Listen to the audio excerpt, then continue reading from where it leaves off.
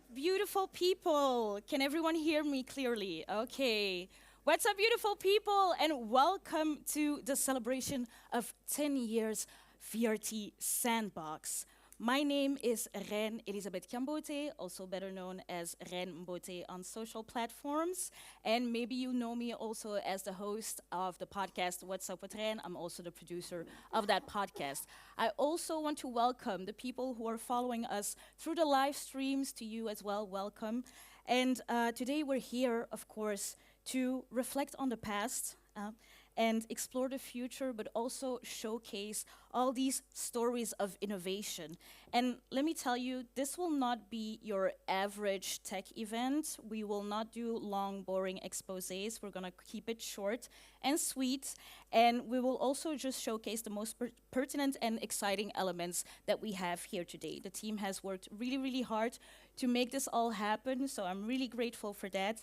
We'll start off by hearing from the founders, of course, from VRT Sandbox. Then we have a keynote from Bart Becks and a very eye-opening conversation with Tanja, Huether from ARD. And then we have not one, not two, but 5 cases of startups who started here at VRT Sandbox and who are now thriving businesses, okay? So before we get into all of that, let's take a look at the highlights, the milestones, the funny anecdotes, but also the photographs, the historical photographs. And just as media, this video will be fast-paced. So I will kindly ask you to really keep your attention while I show this video. Okay, is that good for everyone? Is everyone awake in this room? Yes, okay. So, without further ado, let me present to you 10 years of VRT Sandbox. Let's party. Let's party. Let's party. Let's party.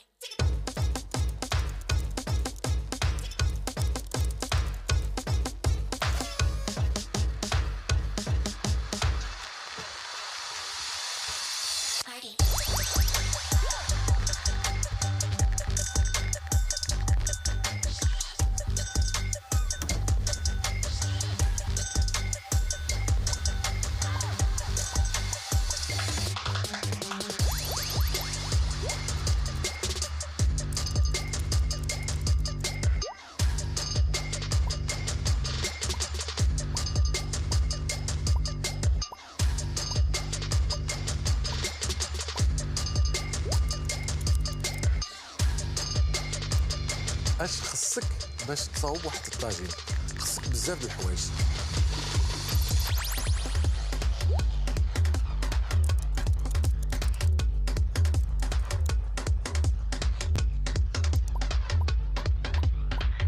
We co-organize events and partner up with, for example, the European Broadcasting Union,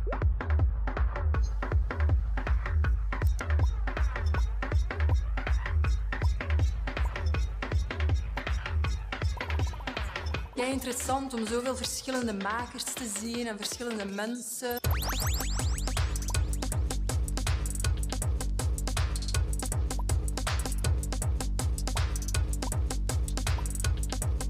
Waarbij we een joint venture hebben, VRT en PMV, en waarbij we eigenlijk investeren in beginnende en voorstartende bedrijven.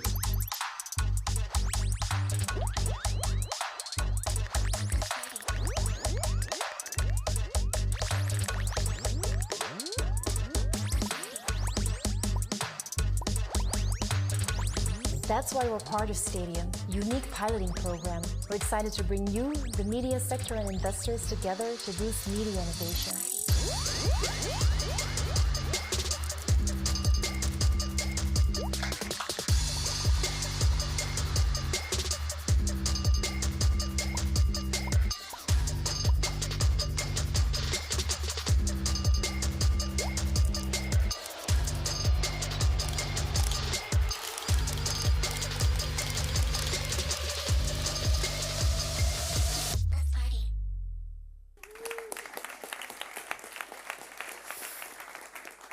As mentioned before, there are people who are following us online from all over, and those people have the opportunity, so if you're listening and watching, you have the opportunity to go into the chat box and ask any question that you have during this celebration.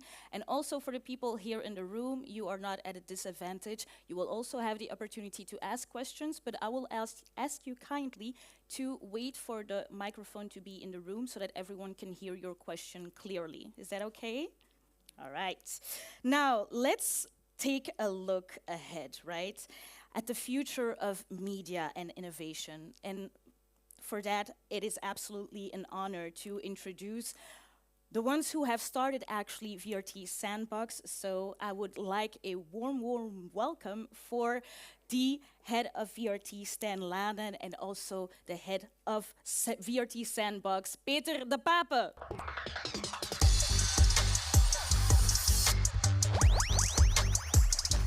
So, I'm Stan Lahan. I'm CTO of VRT and also responsible for innovation. And for this event, I've been asked only one question, and that's to be very short, so I'll definitely do so. But I just wanted to give you all a warm welcome here in this magnificent Marconi studio to celebrate 10 years of VRT Sandbox. And like they say, time flies when you're having fun, so I'm very pleased to see so many familiar faces from those early days of VRT Sandbox, especially Mick de Valk, who is the real founding father of VRT Sandbox, but let's talk about that later on. But at VRT, we are very proud of our Sandbox work. What Sandbox learned us is, it learned us that we needed to take a much more outlooking perspective when it came to implementing new technologies, new ideas, new concepts. And whether we're talking about our new virtual production studio, which we use daily, on a daily basis today, live on air on VRT Canvas, or our spectacular digital products we launched, and they are very data-driven in the recent years, they all share some roots within a collaboration with one of the startups with VRT Sandbox. And we're very, very grateful for that collaboration. But at the same time, we are very proud for the fact that we see that a lot of organizations within Flanders, within Europe, have adopted our VRT Sandbox way of working. That shows us that we created a real value that also other parties could have a benefit from. So, like I say, that's something we will talk about definitely later on. But as promised, I would keep things very short. So I'll give now the word to Peter de Pape, the master of ceremony of today of VRT Sandbox. Thank you, Stan. Also, warm welcome from my side. I'm really happy that we are all here together this afternoon. 10 years of VRT Sandbox. What a ride it has been. What I love most on how it brings people and also ideas together that truly matter.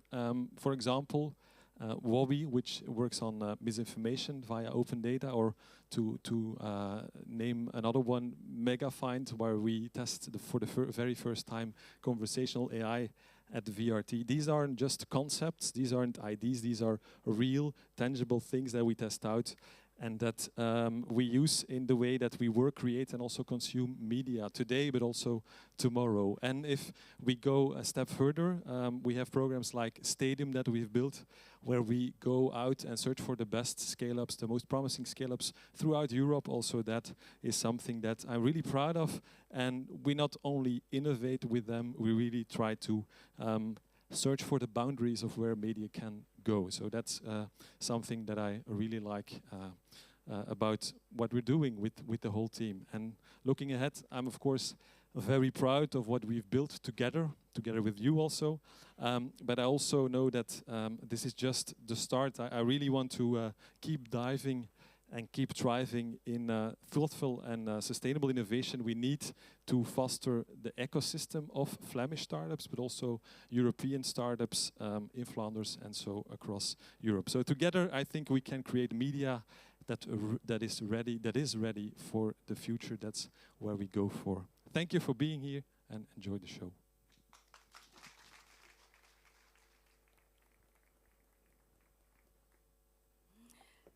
Yes, thank you so much, gentlemen. And I would like to hand out my sincerest apologies to the head of VRT, because I said Stan Lanen instead of Stan Lahan. mistakes happen, right? So, and I believe that I can speak for everyone here on behalf of everyone that we definitely share that excitement. This is not a small thing. It's something that started very small, but it became something humongous. And especially when we're listening to all these innovation, all these stories from everyone here in the room, but also from all around, like Peter de Papa said. So our first keynote speaker is no other than someone who fits up right that alley, right? He's a visionary leader, shaping the intersection of AI and media innovation, and he is representing the European Innovation Council and Genisys, and he's here to share how Europe's growing AI investments can transform our industry. Please give a warm welcome to Bart Becks.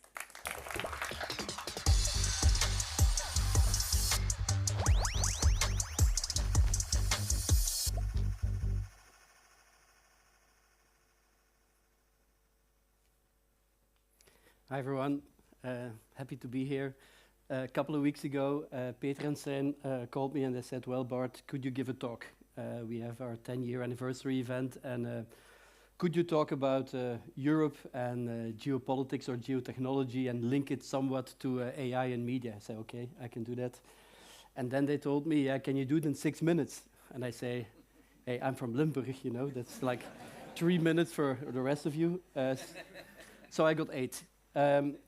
I'm gonna shift through it, so bear with me. Let me start by what seems to be my partner in life a bit for the moment. Arnold Schwarzenegger played the Terminator 20 years ago, and his goal was to defend the planet against the evil AI virus called Skynet. I ended up 20 years ago being CEO of a company named Skynet, which is now part of Proximus. But nowadays, I think a lot of us are confronted with Skynet as a symbol of evil AI, unethical AI, and building out a new world where we're confronted with the constant limitations of how AI might negatively impact us as well. So Arnold is there for quite some time. I asked Proximus, by the way, if I could have the name Skynet back. Unfortunately, my argument was that they could use some revenue nowadays, but anyway. The world moves in vagues. Every 10, 15 years, you see a technology vague on which entire new businesses are built. It started with PCs and mainframes. I grew up. My wife tends to disagree now and then, but I think I grew up in the period of the web, and now we arrive at generative AI. And that's really fascinating because the same impact is happening on media as well. You see over the last 20 years, media has fundamentally changed, and now we come again in a new era where all is to be rebuilt. This slide is, I think, quite significant because it illustrates the size of media companies. I took here the slide of the US. Disney still being the biggest one, but everything in red is companies that have been built over the last 15 to 20 years. So it's nearly half of the largest company of the media companies. YouTube is the second one. YouTube is, in terms of revenue, nearly 50 billion, larger than Comcast. And TikTok is 3 times the size of News Corp. If you then extrapolate that generative AI might be the same kind of vague, well, there might be 2, 3 media conglomerates, new ones arriving in the next years. And that brings us to, we have arrived in the age of AI.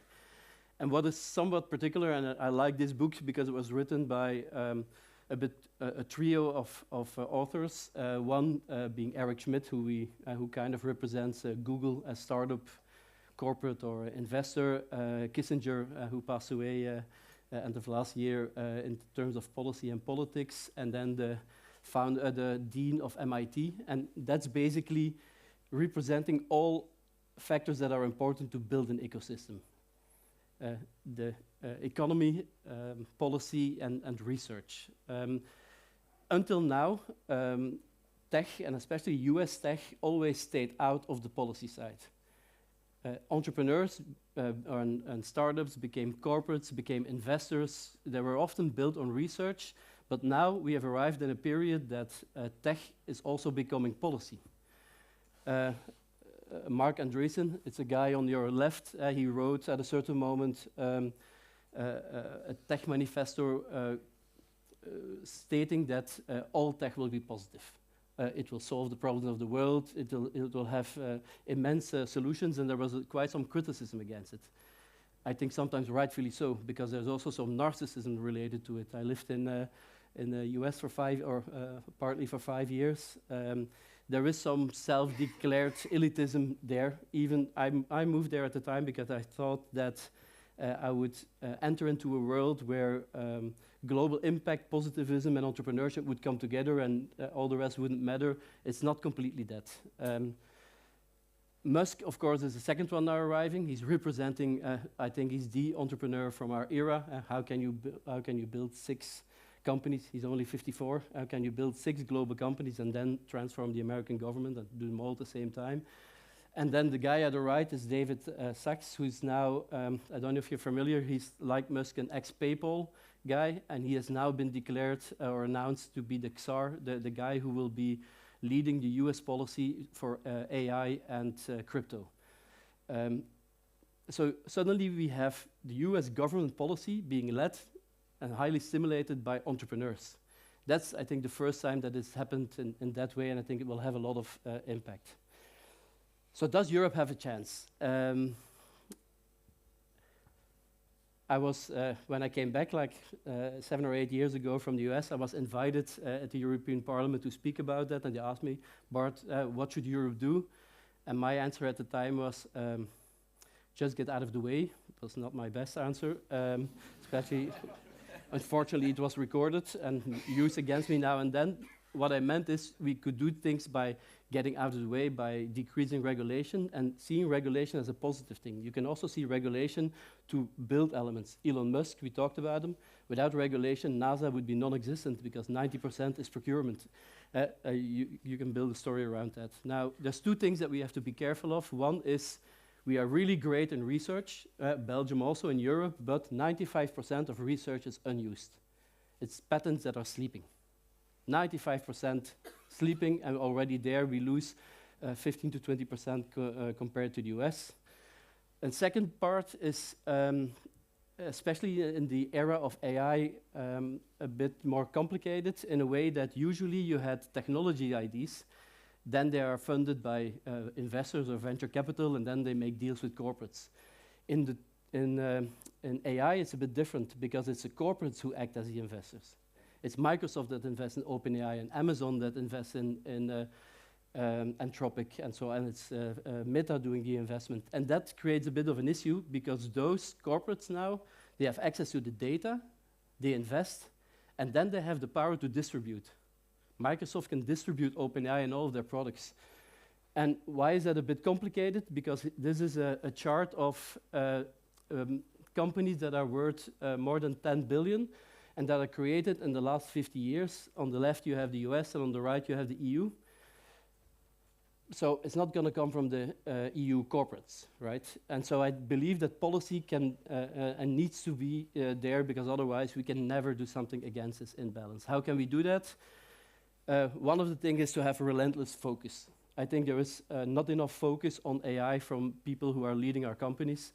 Last week, Jeff Bezos was at the New York Times conference, which is a bit a lineup where everybody arrives, and they ask him, how much time do you spend on AI? And his answer was 95%. So a fairly impactful entrepreneur leading Amazon spends 95% of his time on AI. I think if we have to do the same with our Belgian CEOs or even European ones, I don't know how much it will be, but certainly less than 95%. A second thing is that I think that Europe should do a lot on policy and on doing new innovations. We talked about EIC, European Innovation Council. It's a 10 billion program investing in research transitions to companies and scaling them. It's mainly now on healthcare, on energy and digital transition, and soon on, it's a bit too short to talk about it now, soon on dual use and defense tech. I think that the media sector should fight to be part of that and be much more research driven. If you look at the results after a couple of years, it's quite active. They do about 1/3 of the 10 billion fund is equity investments directly into startups, and we do about 2 or 3 a week for the moment, so it's quite active. I think media should be part of that. On top of it, we co-invest with 70 other entrepreneurs, so every euro invested actually does it times 5. That's kind of a syndicate on a national level. We had for media, we had IMAC doing it, but I think it's no longer focused enough on AI. So having some kind of structure that helps media companies to do that is really needed. Maybe VRT, maybe Sandbox is the perfect example to scale it, but then directly across Europe, so that all the startups here directly have a much larger market going forward. Normally I would take you, but time is too short today. I believe that every ecosystem is determined by the 5 elements that I mentioned: entrepreneurs, risk capital, research, policy, and corporate. To just give you one example, I think I'll talk about the entrepreneurs, because there's a lot of great things happening in Belgium as well. We're not there yet at some other countries, and look here at the screenshot of what's happening in Sweden. So in Sweden, at a certain moment, Skype was a important exit because they were acquired by Microsoft for approximately 9 billion. That created all these companies. So in total, it's more than 600 companies that spun out of people. No entrepreneurs, whoever has a good result, will stop. They will either become again an entrepreneur or help or invest or start a fund. So here they have a massive amount of new companies, and on top of it, they have their fund. They just announced that they had this is the founder of Skype, that he raised a fund of 1.2 billion to invest, of which 1/3 in early stage. This is Sweden, right? It's the same size as Belgium. Another example is Estonia. I was there a couple of weeks ago. Estonia has 1.5 million people. It's like Brussels, basically. And they have 10 unicorns, and 10 that are arriving.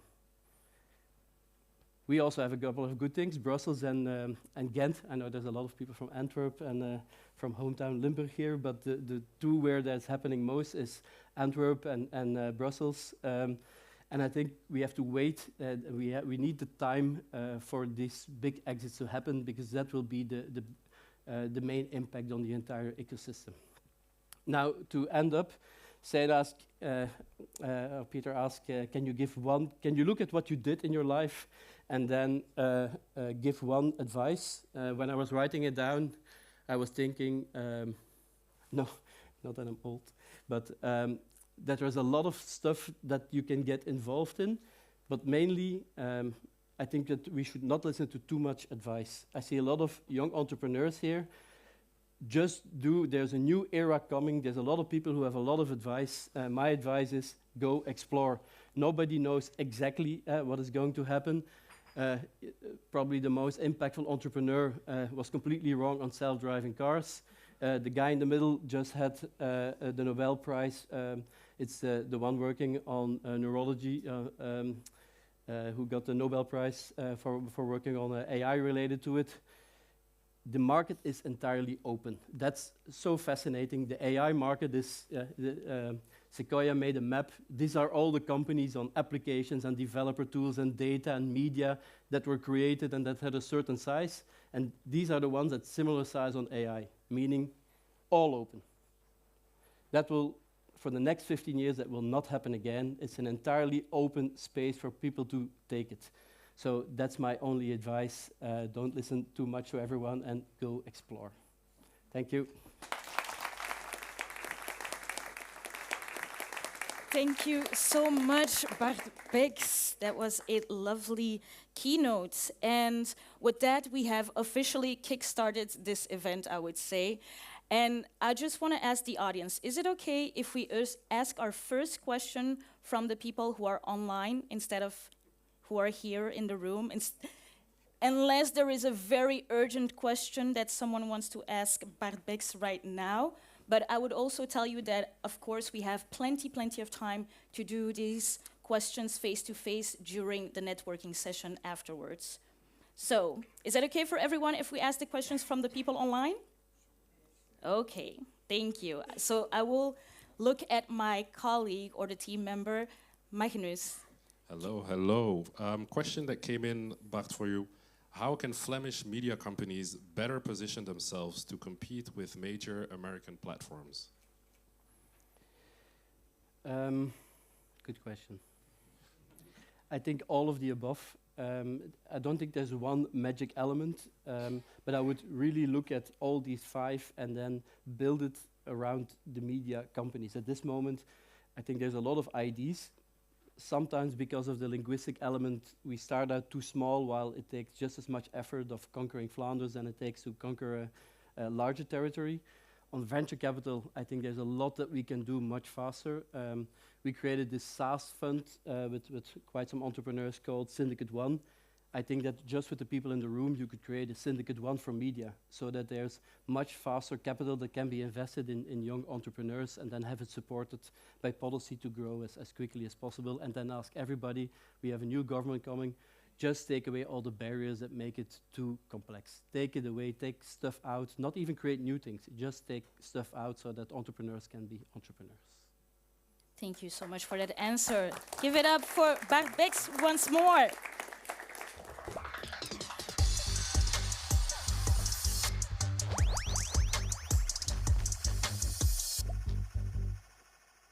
As you can see, our next speaker is Tanja Huether from ARD, and she will talk to me.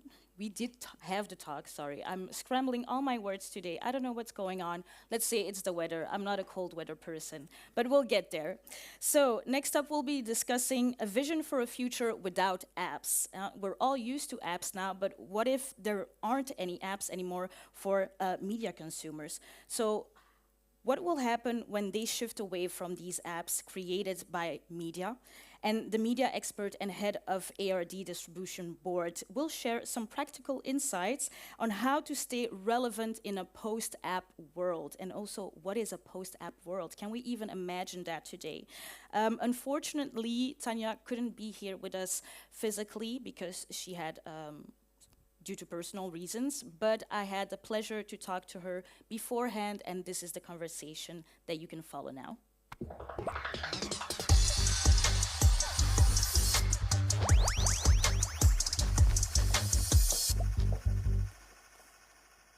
Welcome, Tanja. Hello to everybody. Really nice to be here. So, Tanja, everyone is talking about this post-app era. What does that actually mean? And more importantly, how does the ARD cope with that? How are you approaching this? Well, actually, of course, this is one of the main challenges in distribution of media. And maybe I can tell a bit the story of how we approached that in the past, because it was back in 2016, 17, I would say, that we realized that digital platforms will sooner or later be the main, if not the only distribution channel for all our content. And it was clear that this form of distribution will be an entire new discipline for us, because we're, as maybe most of you here, are broadcasters from origin. So we knew that we need to build up structures and know-how to deal with that. And we saw that the most fundamental change to traditional broadcast distribution are the gatekeepers who are placed between our content and our audience. So we understood that the ability to master this new ecosystem will be essential for our success. What we did then is that we've established dedicated partner management teams. So we really built up new resources to understand this universe and to handle collaborations with those platforms like Google or Amazon or Meta or Spotify. That was the first step. And those teams are interdisciplinary, and their main role is to understand, in the first place, the unique requirements of each platform, whether it's metadata or technical adjustments or promotion strategies, and to ensure that our content is optimized for discoverability on those platforms. Mm-hmm. And I think metadata is also something that is hugely important, and the quality of the content that you create are key factors for discoverability, which is the main important thing for distribution to be discovered on these platforms. Can you elaborate on what ARD is doing specifically to address this? Yes. I mean, you just mentioned that in your first sentence, that of course content remains king. So the best trick to stay visible is to create content that no one really wants to miss. But that's, of course, that's the job of my colleagues in the program departments. What we're doing is we're really putting a lot of energy and resources into metadata. And I remember someone from Google telling me many years ago, he told me the feed is the app. And back then I only vaguely understood what he meant, but I somehow knew that this will have a major impact.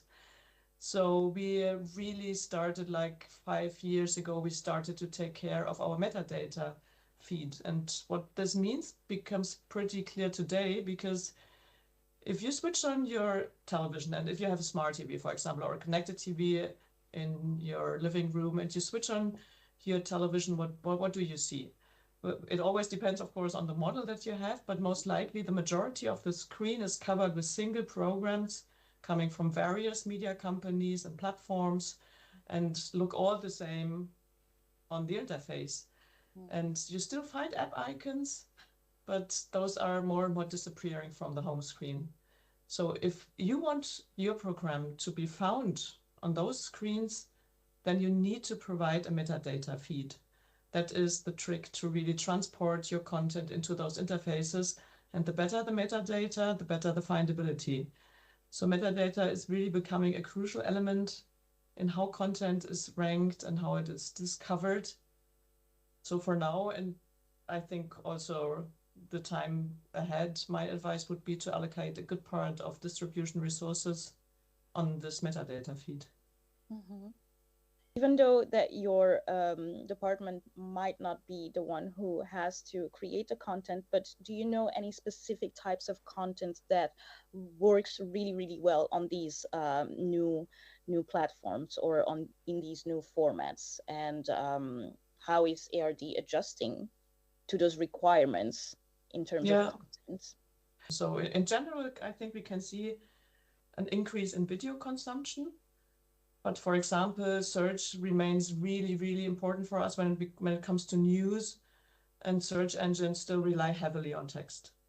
So that depends a lot. But the requirements vary, but as I said before, good metadata and good key visuals also, they play an important role. The key visuals and the technical quality of your product, of the program, those are all things that certainly help to make your program visible. Mm-hmm. So we are really trying to understand at a very early stage from the platforms. We're in constant dialogue with them. So what's coming up next? What's your product development going to? What can we do on our side to improve? There's also a disadvantage. There's also a risk to this increasing fragmentation, because of course you lose context. So if you're just one tile of content among others, and part of our mission is also the context of the content. And if content only appears in isolated tiles, then the users may not realize that it's our content at all. So that, I think, is one of the biggest challenges in this new environment. Yes. And it's a huge challenge, but maybe also an opportunity for change, for innovation. Conversational AI like ChatGPT seems to be a big game changer. Everyone uses it, even some grandmas, I'm assuming. So they use it for content discovery. What is ARD's vision on working with these new technologies? So what we do is we build up resources again. We try to build up expertise and people who have the time and the understanding to work on those topics.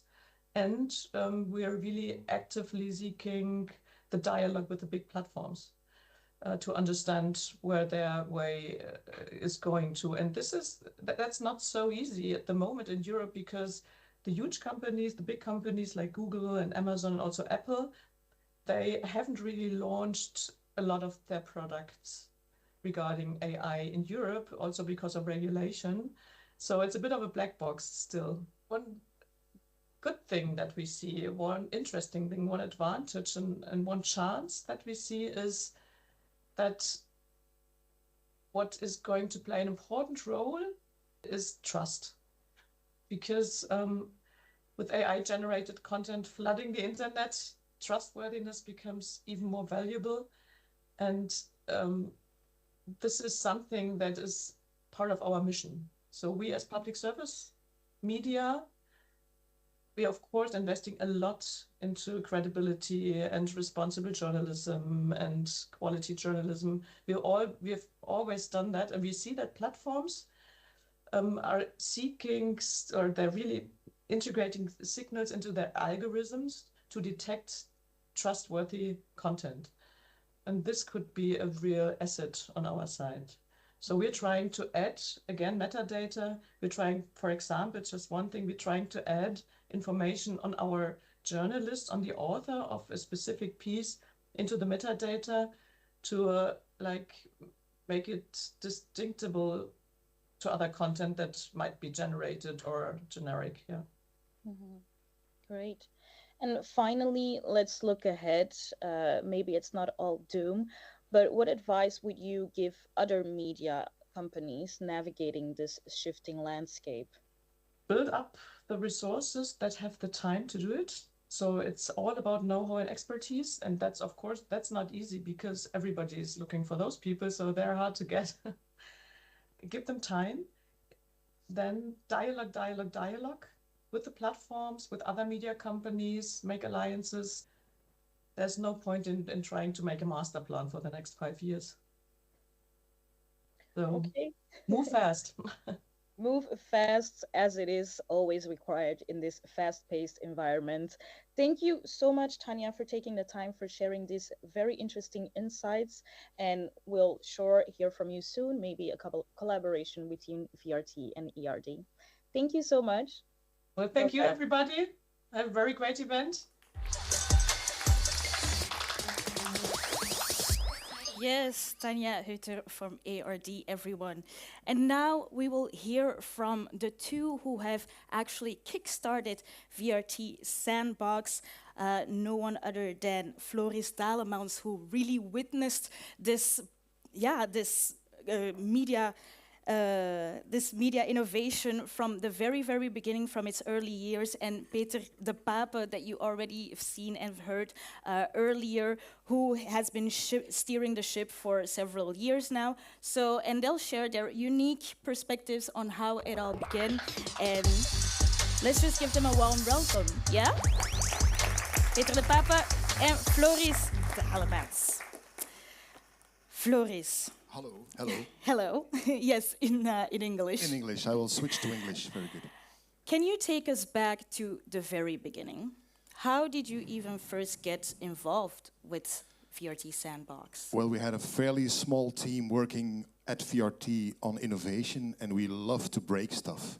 Because that's the way how you innovate. You break things and you rebuild things and you explore and you invent new stuff all the time. Of course, breaking things is all cool and great and well, but when you're trying to produce like a radio show or a television program, breaking things is not something that you want to happen, because then there's no television show. So really early on, we detected the problem that we needed to innovate and therefore break things, but we also needed to be able to provide certainty to people who we want to innovate with on the floor. And that's really where the sandbox came from, I think, from trying to solve that problem, trying to create a safe space between breaking stuff and producing actual programs.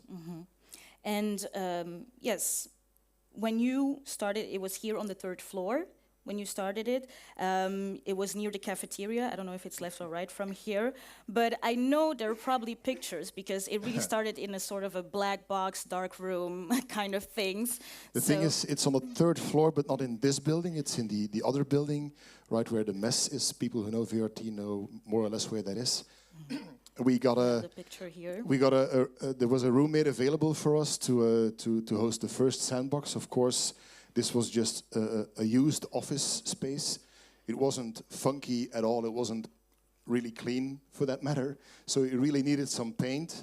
And we just got the room. We didn't get any paint or any budget for paint. So what you see here is a bucket of paint that we stole from the place where they built the sets and the decors for VRT, because I knew there was paint around there, so we grabbed the bucket of paint over there. We bought some paint rolls, and we painted the thing ourselves. Who you see here are Koen Maes and Dieter Boon. Koen was one of the first originators of Sandbox, and Dieter is still the head of innovation, the innovation department at VRT. I'm not in the picture because I'm the one who's taking the picture. This predates the selfie era. We would have probably made a selfie if we did this today. But that's how we really started the Sandbox. We needed a clean space to host our Sandbox in, and no one was willing to give us paint, so we stole paint and we painted the thing ourselves. And happy that we did, because that's really the way that Sandbox works, I think, up until today. I don't think Peter steals that much paint nowadays. But just try and go forward as fast as possible is what we did back then and still do today, I think. Mm-hmm. And I think that is also typical with media or innovation. You just have to get started, as Bart Becks also told us earlier. Peter, when did you get involved in this? Yes, unfortunately, I wasn't there when the painting was there. I was there after 1 year and a half, I think, 2 years. Then I came in. And so we already moved. So the first one was actually on the third floor below what we call the mess here for people that work at VRT. But now, when I entered, we already were moved to another bigger space, close to an area where a lot of people pass by during lunch, ideal to get to know people, and also people with ideas coming in. So that was the idea why we moved to the VRT Sandbox where we are today. Mm-hmm. Yeah, my main goal was, after 2 years, it was already started. Some people knew what VRT Sandbox was about and what working with startups was about. My main goal was building out a team and a sandbox that was better known inside VRT, also with some people that decide about where we are heading to, but also outside, getting to know a lot of entrepreneurs and startups that want to work with VRT. So that was a bit the goal after 2 years Sandbox. If you would look up to now, 10 years later, I have some numbers with me, because every celebration needs some numbers, and I just want to showcase 5 numbers. After that, we immediately dive into new things, but I just wanted to mention some numbers to see what the impact of VRT Sandbox delivers. And the first one is, we've worked on more than 100 innovation cases right here in Flanders, partnering with Flemish startups. So that's one. This effort has led to 6 investments and 1 major exit through Media Invest Flanders. So it means that it's lasting value on these collaborations. And inspired by the VRT Sandbox model, more than 34 media houses across Europe have joined forces to create the Sandbox Hub. It's a European network driving innovation via startups. And then we go to the next. Through Stadium, that was the 40s, through Stadium, our European scale-up program, we've connected 80 startups from 33 countries with 40 media companies. And finally, that's the last one, closer to home, the Seeds and Growth media program that everybody knows, I think, has already selected 50 promising startups in just 2 months, resulting in several successes, and also in matches with Flemish media. So to wrap up, of course, we didn't do this alone. We did that together with you, and that's also why I really want to take the time to thank everybody that has joined us during the trip of 10 years VRT Sandbox. So I want to thank the startups and the scale-ups who trusted us and jumped into this adventure together with VRT. Our partners who helped us create programs like Stadium, like Seeds and Growth Media. I want to thank the Flemish and European media companies who welcomed new startups, scale-ups, and collaborated with them and helped them grow. And lastly, but not most, maybe the most important one, is also I want to thank the VRT Sandbox team. There are a lot of faces worked in Sandbox, and that has also to do because of the fact that we started working with a lot of freelancers. So you will see a lot of faces that worked into our Sandbox. So thank you everybody who was part of VRT Sandbox in the beginning, during the paintings, but also maybe later on where we grew and let VRT Sandbox be what it is today. So thank you all, and I really want to Give yourself a big round of applause. Applause for yourself. Thank you so much, Floris Dalemans and Peter de Pape, for all of this, and cheers to what is still to come. Okay, beautiful people, now we're going to dive into, I think, maybe the most fun part, the cases.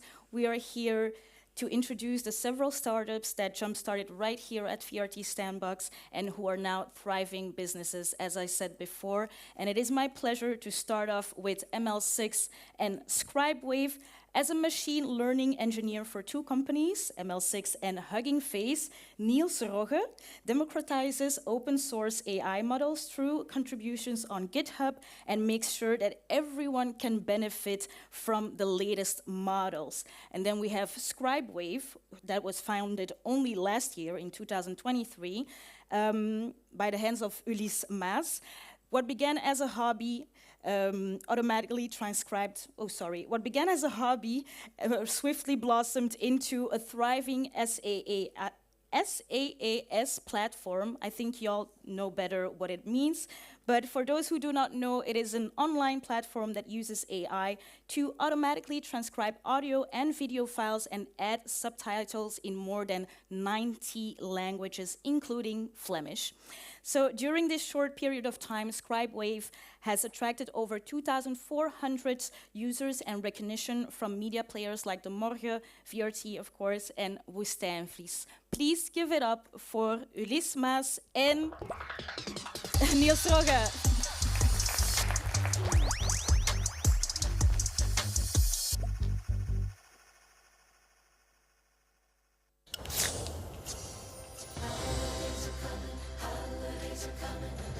Something magic in the night. Can you see it shining bright?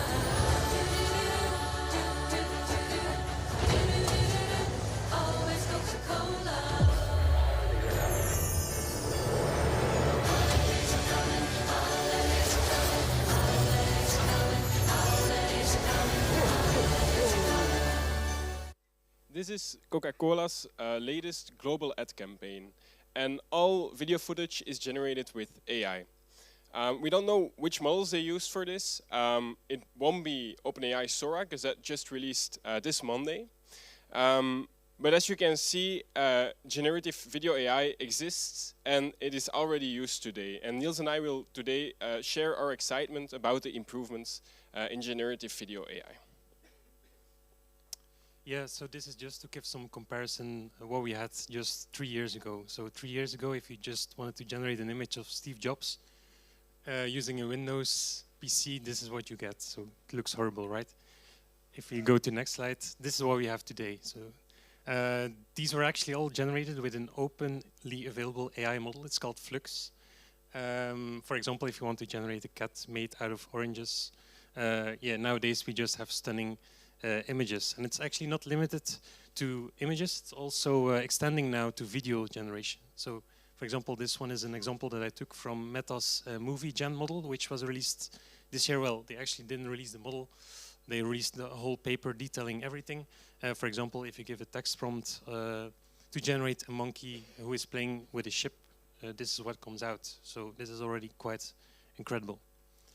And of course, apart from the visual aspect, generative video also needs audio. And we see that there are also many improvements in this area. So for example, we see very advanced voice agents popping up, or tools like Suno or Udio that can create entire songs from scratch. Maybe you have played with Notebook LM already, which is able to digest some documents and turn it into a realistic podcast. So for example, if we put in the website URL of VRT Sandbox, we get something like this. All right, everybody, welcome back. Today, we're going to do a deep dive into something pretty fascinating, I think, especially for folks that are either interested in the future of media, or maybe thinking about starting their own company. So sounds super realistic, but it is all AI generated. We can also dub content. So for example, I recorded this cringe video back at home. Hallo daar vrienden, vandaag ben ik thuis. In Dutch. And then I put it in HeyGen, which is a startup that does this automatic dubbing, and it came out like this. Hey there pals, Currently, I'm at my place trying out various AI. So way better English than I'm speaking now, of course.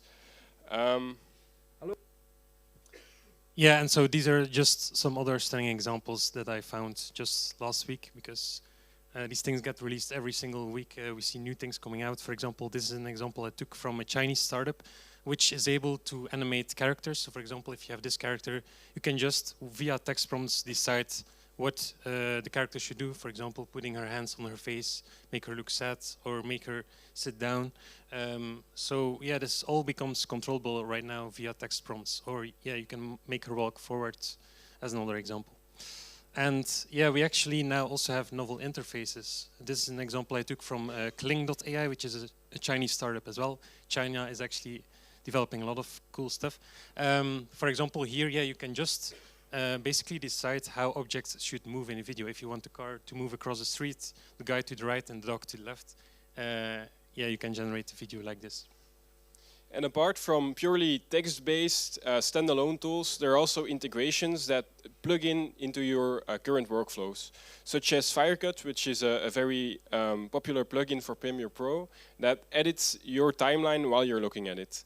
With Scribewave, we also offer exports, for example, to Adobe Audition to allow for prompt text-based editing in the Adobe suite.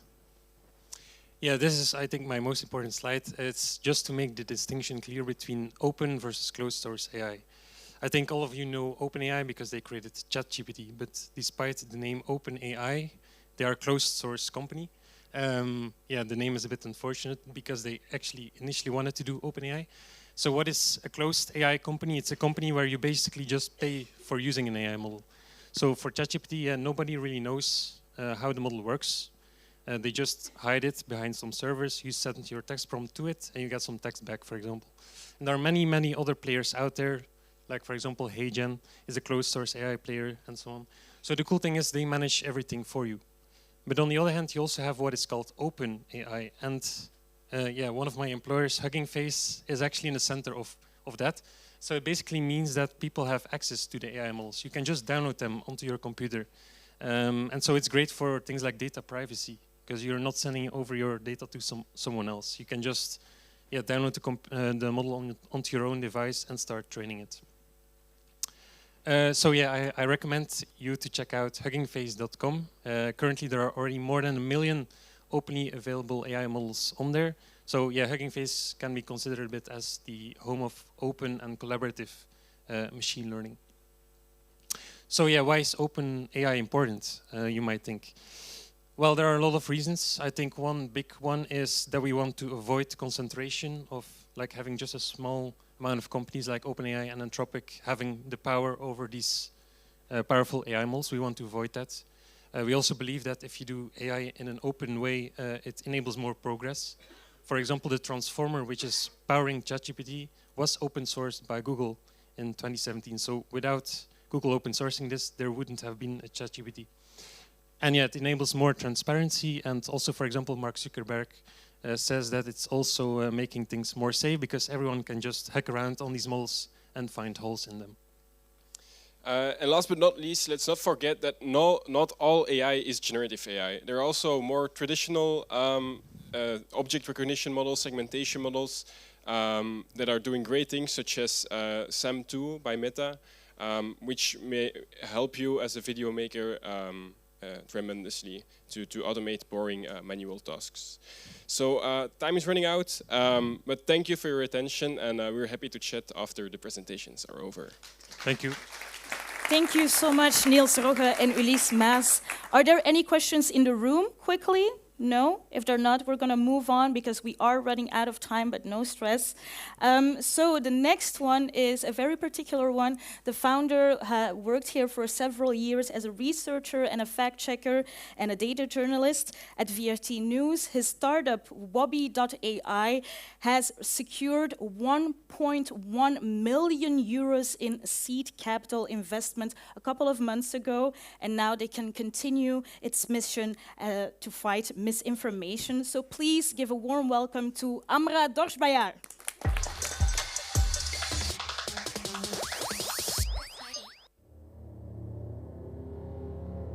If roses are red and violets are blue, Why is there a color named violet? No idea, but what I do know is that Wobby helps you do your work 4 times faster. Robin here is writing one of those reports. He spends all day just looking for information on the internet, and documents, and tables upon tables upon tables. He's been switching between 16 different apps, and nothing's coming together. Luckily, there's Wobby. Wobby is an all-in-one AI workspace that helps you find information, make sense of it, and create content much more efficiently.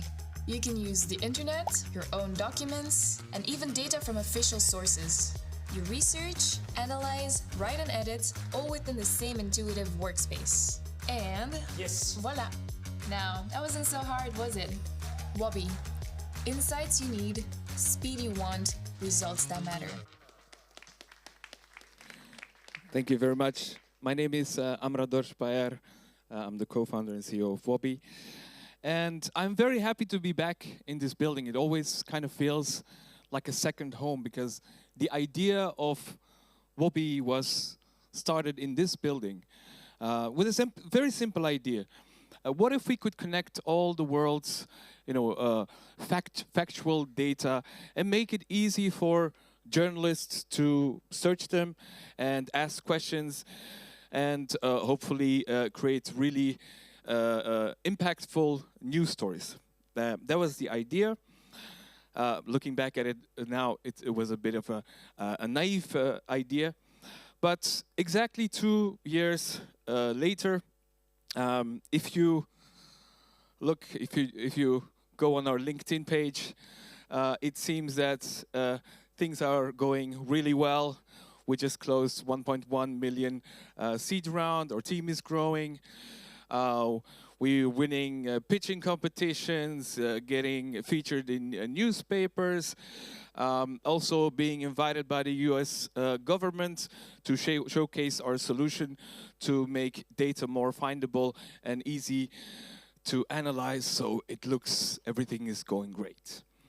However, if you really go, behind the scenes and go, I just went to our WhatsApp with my co-founder, the amount of times that we sent to each other, fuck, every time there's a new competition, every time the big players created a feature that we were working on. So it is a really it has been a hell of a ride. And I brought some lessons I've learned along the way. The first one that I've learned is be really naive but learn fast. Because if I knew then what I know now, I would have at least hesitated to really jump in it. But having a little bit of naivete and just have this attitude of, okay, I'll just jump in the water and figure out how to stay afloat, really helped us. The second thing is just do stuff that creates information, because our initial idea utterly failed. Journalists are not really using Wobby because there is a lot of change management and a lot of things that are happening, but other markets are really interesting. They're using it and creating very useful content and analysis to make important decisions. And also build, validate, and iterate. We don't have a lot of time to do a lot of user research. Just if you have an idea, just build it, prototype it, and try to sell it. And if someone's actually wanting to buy it, then you're actually on the right track, and you have to do it extremely fast. Perfectionism will kill your business, especially if you're in an early stage phase. If you're just trying to make things perfect, it will kill your business. Again, just build it very fast and validate it and iterate. Get to know the box and then get out of it. You know, people say you have to think outside the box, but in order to think outside the box, you really need to get to know the box. How the market works, how the VC works, how investment work, how all these technologies work, so you can actually be creative. And last but not least, don't forget to celebrate the wins, because it's a hell of a ride. As I said, it's a roller coaster. The highs are really high, the lows are really low. And yeah, just take the time to celebrate sometimes, which really helped us. Thank you. Thank you so much. Thank you so much, Amra Dorjbayar. Now, next up is Mapshot. As an entrepreneur and gaming enthusiast, the CEO of Mapshot, Stephan Celis, empowers brands to connect with the next generation through immersive gaming experiences on Roblox and Fortnite. I'm sure you all heard of Fortnite. Please welcome Stephan Celis.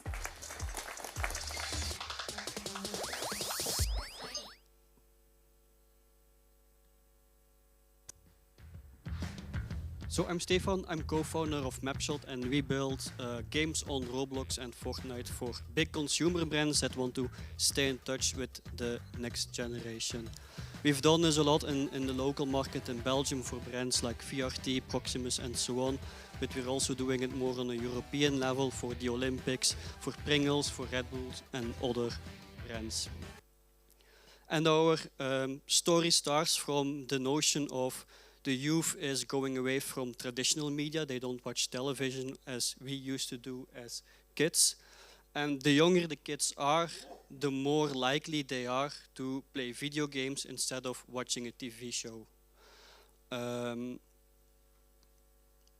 it's great to see VRT and Ketnet also investing in Roblox, because I look at my young 4-year-old son. He quickly finds the remote of the TV, puts on YouTube on the smart TV, and before I know it, something like Skibidi Toilet is screaming throughout my living room. And I know Roblox is in his near future. And then it's great that Ketnet and VRT are creating a safe space for my kid, and they are still trying to be there for him. Because there is always content that goes through the moderation, even if it's not age appropriate for him. And looking ahead for Roblox, for Gen Z and even more so for Gen Alpha, the real world and the virtual world are really blending together more and more. And these are the pillars that Roblox is focusing on. And most of them are normal and not surprising. But one thing that I want to focus on is e-commerce. And it's going to be the big one for Roblox next year. This year, there were already several business cases of where they've done e-commerce inside of Roblox, inside of games. An example, for example, in the States was for Walmart. And they sold headphones inside of their Roblox game. Kids going in, doing race games with a shopping cart and so on, and then they had the ability to buy a headphone.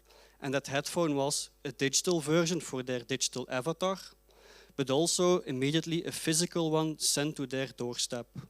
Another example was for movies. This year in October, a lot of movies already do activations in Roblox to push the movie release towards a young audience. And the Beetlejuice movie did it a step further. Not only could you play Beetlejuice minigames, but if you liked them, you immediately were able to buy your cinema ticket directly from Roblox.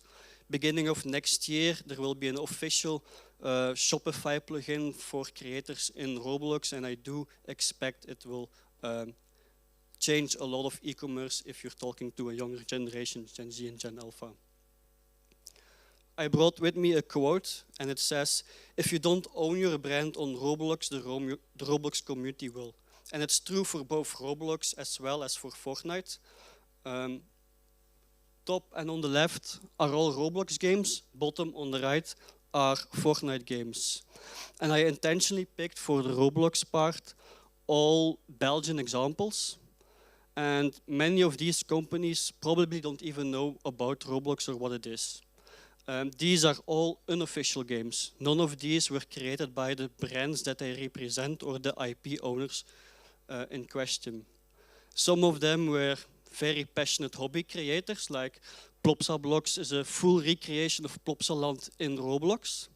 Others just use the brands to drive in traffic because they are recognizable, like Xbox and PlayStation. Some of them earn some pocket money through donations. Some of them already earn several hundreds of thousands of euros in revenue. As a brand, you then need to ask yourself, what will my strategy be? Will I go in and the games that don't match my story, will I ask them to be removed? Will I collaborate with these creators and invest in them? Maybe make some agreements like forego the commercial part and please no Smurfs with assault rifles? Or will you step into the ecosystem, try to be authentic, tell your own story the way that you want to tell your story? Otherwise, the people will start to create another story of your brand and it might not be the story that you want them to tell. And that was my presentation. Thank you so much. You can give me the clicker. Yes. So, next up, we have Stephan Tielemans, who is the CEO and co-founder of THEO Player. His mission at THEO is to simplify video operations, empowering developers to easily integrate high-quality video into their applications. And from a Flemish media startup to a successful exit with Dolby, he will tell us all about it. Please give a warm welcome to Stephan Tielemans.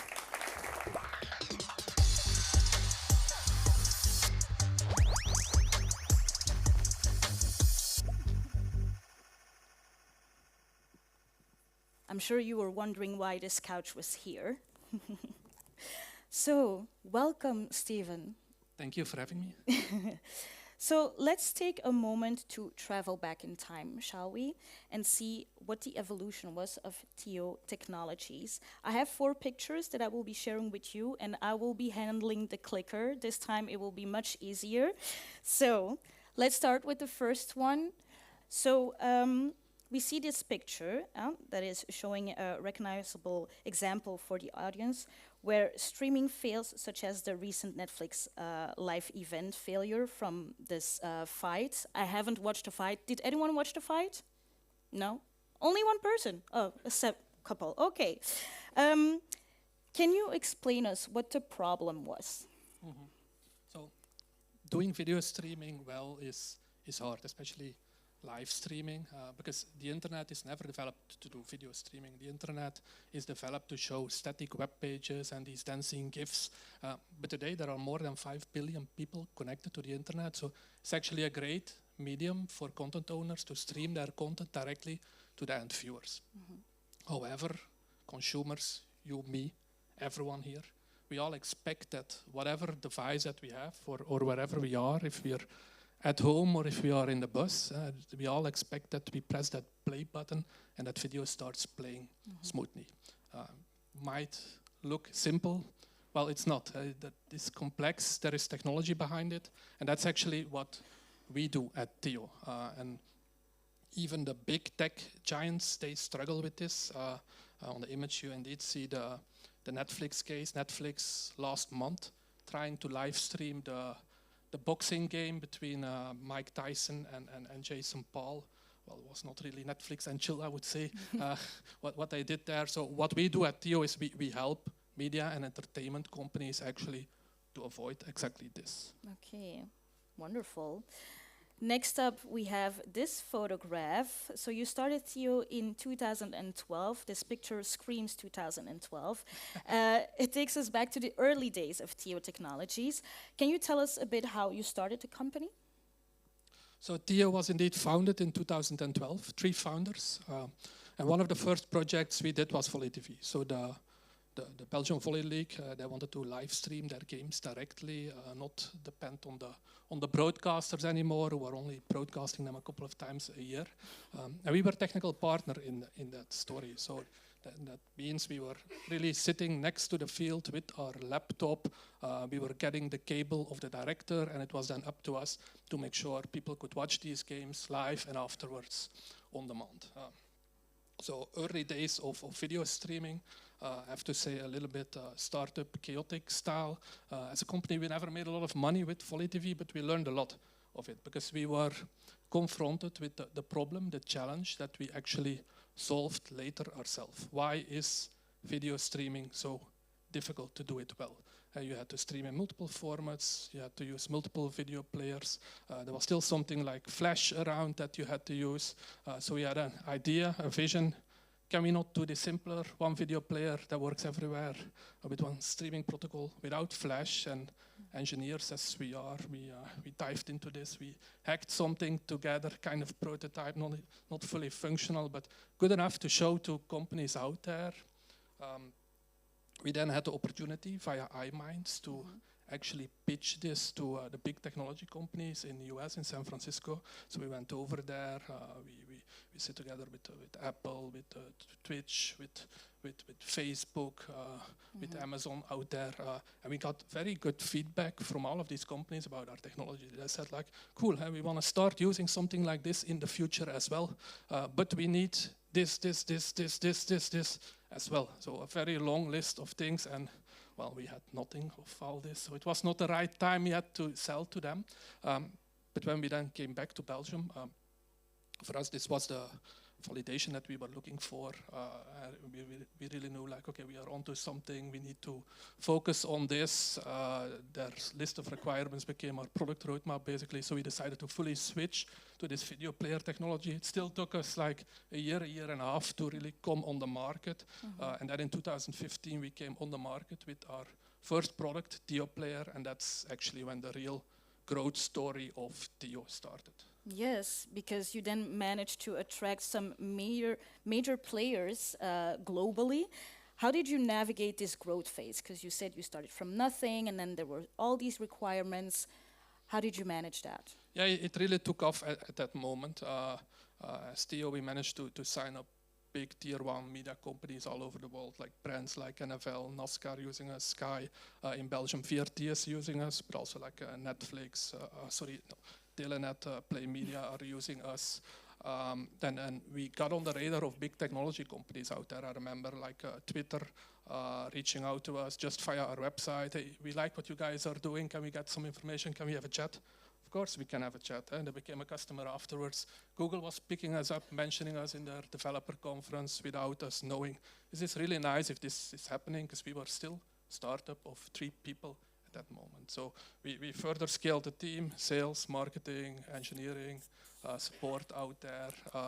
What we did very well as well, I think, in these years is we always focused on innovation. So innovation is really in the DNA of THEO. So next to the video player, we've also developed an ultra-low latency product, THEO Live. We have developed a new way to show advertisements in video streaming, THEO Ads. So a lot of hard work in all these years. And last but not least, le moment suprême, all that hard work paid off because you got to exit to Dolby. How did this come about? How did this happen? And what does the future look like now with this? Yeah, all the hard work paid off indeed, because THEO got acquired by Dolby this summer. So over the last, thank you. Over the last year, I think we really managed to establish us like as a front runner in this specific industry. We managed to sign up really nice customers, big brands out there. Company was doing very well as well in terms of growth rate. All our KPIs were green, and Dolby also picked this up. And for this reason also, they saw THEO as a very good strategic fit on their vision and what they want to do around video streaming moving forward. So the whole THEO team is joining Dolby now. Myself, I'm now responsible there for product and business strategies. Of course, still early days for us. But really exciting times. Also, if I now look back, 10 years ago, I think THEO was one of the first companies in VRT Sandbox program. Has been a whole journey for us, and I know there are a lot of entrepreneurs building on that same journey. And I know startup life is a little bit like live streaming. There are always challenges. There are ups, there are downs. Sometimes it crashes. But if it works, I think it's magic. And Bart mentioned it as well. There are a lot of opportunities out there, I think, for people to grab today. So I would say to everyone, focus on really nailing that product market fit well, because that is when the magic happens. Okay, amazing. Thank you so much, Stephan Thank Tielemans, CEO of... Thank you so much. Now we have one more case left. Oh, sad cry. No, as a junior producer at Sputnik, Mathias Sourbron worked on projects like What the Fuck and Galas en de Kost since 2014, sorry. I wanted to say 2024, but that's not correct. Since 2014, he has led Wayo Talent Factory and co-headed Oi Mundo Belgium and casted acclaimed productions such as Patser, Grond and Rebel. Maybe you've heard of it. Please give a warm welcome to Mathias Sourbron.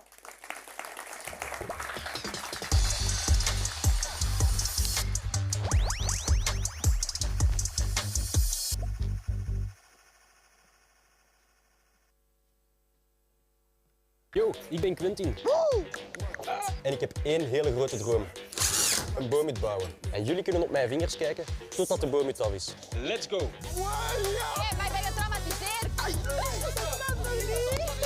Dit is... Galas en de Kost! Is oké. Dat is zodat je het leven wilt vergooien.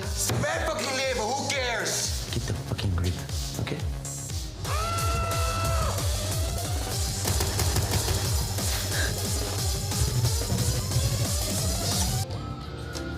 Stop, nee, hé.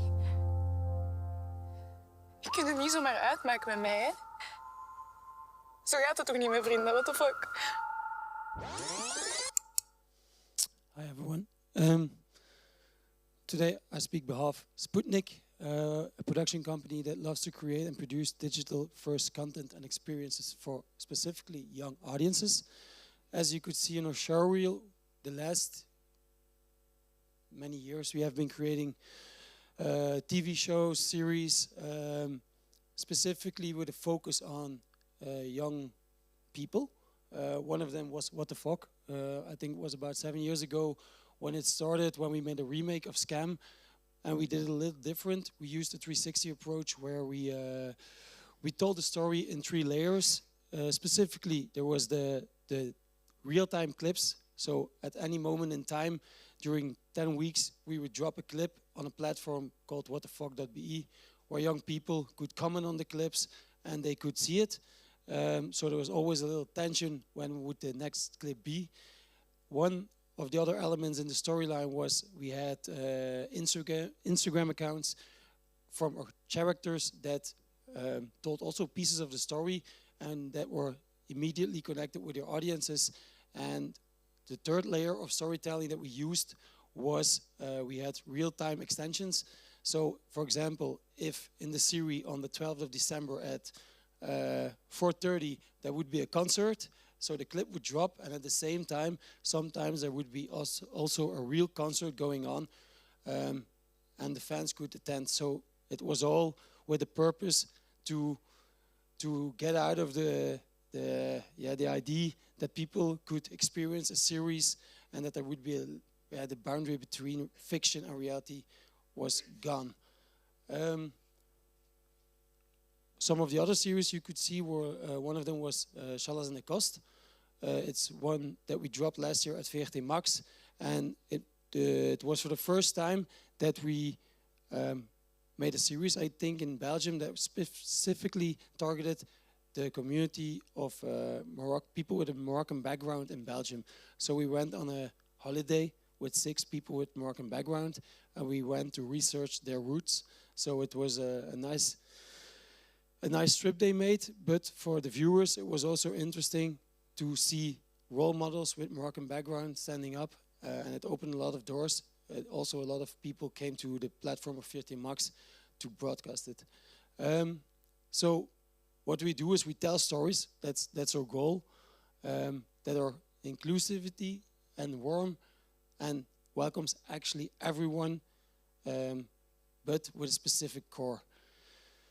I have some numbers, but they're less interesting. I think, why do we do this? We went through an evolution where we went from black and white television to a very colorful world of content at many different platforms with all kinds of different content strategies and all different groups of people who need to watch this. We specifically focus on young people. We also make different programs, but how do we do this? First of all, I think it's very important to know your audience. speak the language. We research a lot how to target the people, the young people that are on TikTok, on Instagram, all these platforms. And we also use young people to evaluate the programs we make before we drop them, so we know it works well and it's okay. We also do market research. For example, for Charles and the Cost and What the Fuck, in the past we worked together with bureaus that researched, for example, Muslim girls with I have girls with a Muslim belief. What would they like to know in the story? What would they like to see when you make fiction? And one of the most important other things that we use is we use young talent to tell the story. It's for them. So we surround young directors, young actors with experienced people to show up. And of course, we try to give them a platform to do what they do best. And of course, we want to be future-proof. We just finished a project at VRT, what's called Oasis, where it's about virtual video production and where we experimented with game engines. And at the moment, we are developing a series including AI avatars.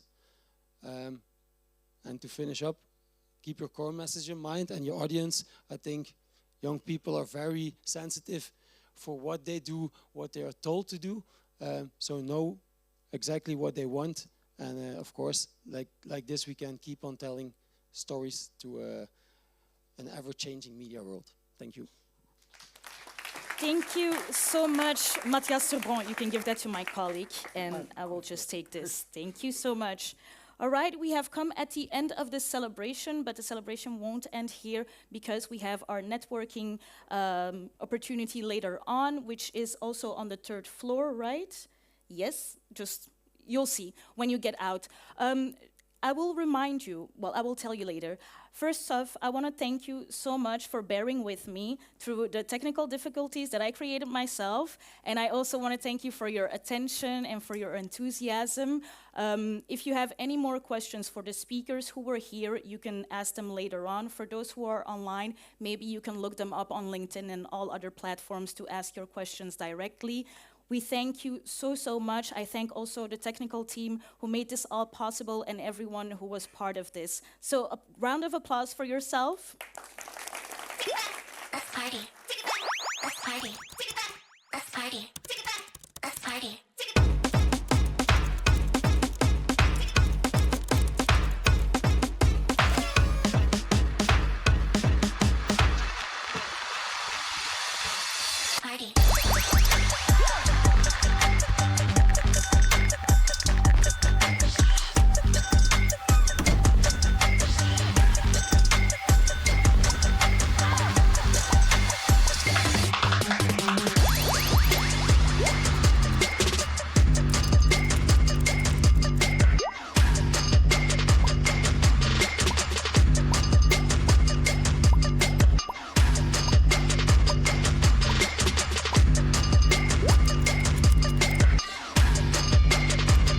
اش خصك باش تصاوب واحد الطاجين؟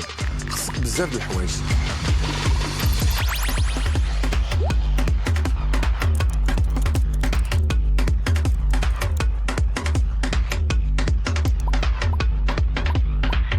We co-organize events and partner up with, for example, the European Broadcasting Union.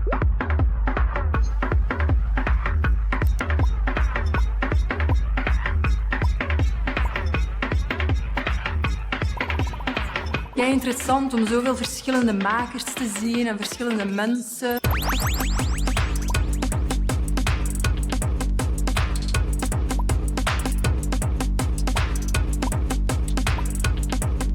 Waarbij we een joint venture hebben, VRT en BMV, en waarbij we eigenlijk investeren in beginnende en voorstartende bedrijven.